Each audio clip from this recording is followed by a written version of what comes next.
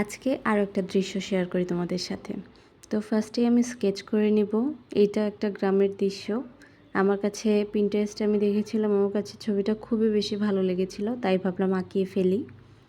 তো ফার্স্টে আমি গাছ আঁকিয়ে নিলাম, সাইডে একটা দেয়াল দিলাম ছোট করে, অ্যান্ড দূরে কয়েকটা বাড়িঘর দিলাম।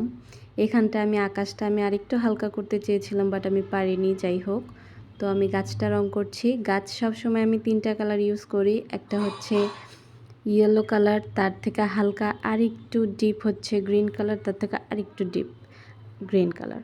তো আমি হচ্ছে গাছের যে ডালপালা যে আছে ওগুলোতে আমি হচ্ছে ব্রাউন কালার দিব, আর দেয়ালটাতেও আমি ব্রাউন কালারটা ইউজ করব।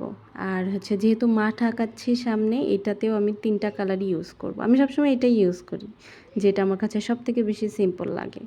আর দূরের ওই বাড়িঘরের ছাদ দিব আমি ব্রাউন কালার, আর গাছপালা দেখা যাচ্ছে ওইটাও আমি এই একই দিব। আর রাস্তার উপরে গাছের ছায়া পড়েছে, ওইটার জন্য আমি অ্যাশ কালারটা ইউজ করব, আর সামান্য কিছু ঘাস দিয়ে দিব। তো এই রেডি হয়ে গেল আমার দৃশ্য। কেমন লাগলো অবশ্যই জানাবা। আর হ্যাঁ, পাহাড় কিন্তু আমি ব্লু করেছি।